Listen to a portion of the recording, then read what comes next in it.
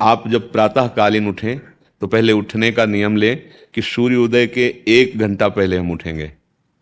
देखो हमारी प्रार्थना मानना। तो इस समय सूर्योदय कई बजे होता है? लगभग 6 बजे 6:30 बजे। छः। आप 5 बजे उठ जाइए और उठ करके सबसे पहला कार्य कीजिए, पृथ्वी के चरण स्पर्श कीजिए, भूमि के चरण स्पर्श कीजिए। और फिर आप जिस आसन पर बैठे हैं, देखो ध्यान से हमारी तरफ सुनना, जिस आसन पर बैठे हैं, जिस पे शयन किए थे, जिस सैया पर सोए थे, पृथ्वी को प्रणाम करने के बाद उसी सैया में 5 मिनट केवल बैठ जाइए और 5 मिनट बैठकर 5 संतों का नाम ले लीजिए।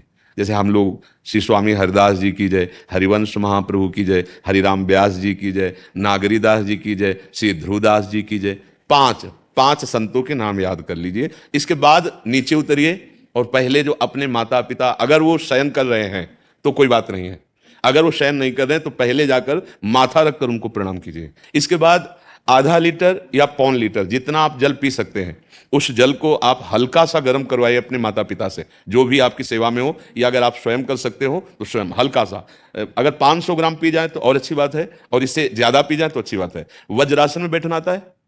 वज्रासन जानते हो आप लोग? देखो वज्रासन, वो देखो बैठ रहे हैं, ये दोनों पैरों को ऐसे करके इससे बैठकर जल पिया जाए। ये आपके ब्रह्मचर्य की रक्षा करेगा, कब्ज नहीं होने देगा और आपके मस्तिष्क की गर्मी को ठंडा करेगा। ऐसे वज्रासन में बैठकर धीरे धीरे 5 या 10 मिनट में जल पिया जाए, एकदम ना पिया जाए। गिलास में लेकर के 500 ग्राम जल धीरे धीरे उसको पिया जाए। फिर इसके बाद आपको 100-200 कदम टहलना है। फिर इसके बाद आप शौच जाइए।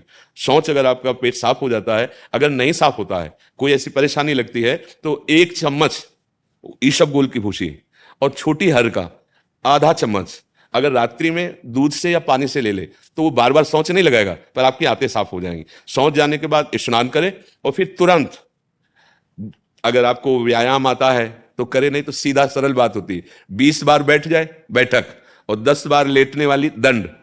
और इसके बाद जो अनुलोम विलोम, जो इससे खींचे इसे छोड़ दे, इससे खींचे इसे छोड़ दे, इसके बाद दोनों हाथ ऐसे करके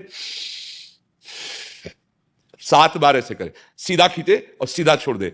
इतना ही तुम्हारे लिए प्राणायाम की आवश्यकता है। आप अपनी दिनचर्या में लग जाए। जो पढ़ाई का कार्य दिया गया है, आगे तुम्हें और भजन की बात हम नहीं कह रहे, जो पढ़ाई का कार्य दिया गया है वो भगवान की ही पूजा है। आपकी दिनचर्या जो आपको अपने गुरुजी या टीचर जी को जाके प्रमाणित करनी है, कल जो पढ़ाई गई थी आज के लिए, वो आप सुबह सुबह उस समय व्यायाम के बाद, तो आप देखना आपकी स्मृति बहुत प्रवीण हो जाएगी। अच्छा, ये आपकी प्रातःकालीन दिनचर्या है। जब आप अपने गुरुदेव के पास स्कूल जाएं, तो हमें आजकल का तो अब पता नहीं, पर हम लोग जब जाते थे तो अपने गुरुजी को प्रणाम करते थे। तो जो स्कूल में आपको पढ़ाई पढ़ा रहे हैं वो तो बात है, अब आपको जो हम खास बात बताना चाहते हैं वो कि देखो अभी छोटे छोटे बच्चे हो, बच्चों में कुछ बच्चे ऐसे गंदे बच्चे होते हैं जिनके गंदी बातें दिमाग में आ जाती हैं और गंदी बातें वो करने लगते हैं आचरण में। आप लोग इतना तो जानते ही होंगे कि गंदी बातें किसे कहते हैं। आप लोगों के पास अगर मोबाइल है तो कभी गंदी बात देखना नहीं। कोई भी बच्चा अगर गंदी बात दिखाए तो अपने टीचर से या अपने माता पिता से जाके शिकायत करनी चाहिए, वो बहुत हानिकारक होती है। कभी कोई भी गंदी बात अपने द्वारा नहीं होनी चाहिए।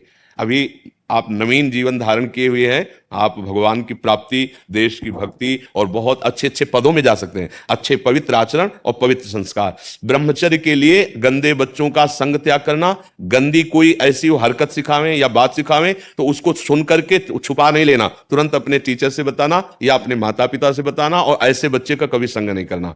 और रात्रि के सोते समय ये जरूर ध्यान देने वाली विशेष बात है, रात्रि के सोते समय जो भगवान का नाम प्रिय, जैसे इन लोगों ने आप लोगों को बताया राधा वल्लभ श्री, तो सोते समय बस प्रार्थना करो कि हे प्रभु, आज दिन हमारा जो भी गलती हुई हो वो हमको, आप प्रार्थना करते हैं कि आप हमें समझाओ क्या हमसे गलती हुई। अगर पूरी दिनचर्या में ऐसा लग रहा है हमसे कोई गलती नहीं, तो भगवान सुबह से अभी तक हम सोने जो जा रहे हैं ये पूरा समय आपको समर्पित।